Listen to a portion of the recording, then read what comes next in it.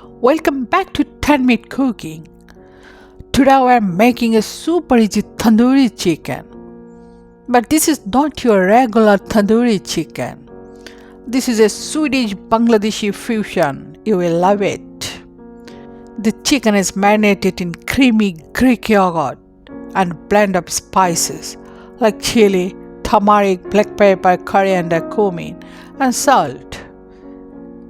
This marinade gives the chicken vibrant taste with no extra oil. Tandoori chicken is perfect for summer, light, delicious, juicy, and you serve with a fresh salad. Don't forget to like, comment, and subscribe for more easy 10-minute recipes. Turn on the bell icon so you will never miss a video. Thanks for watching. Have a nice summer. Let's get started.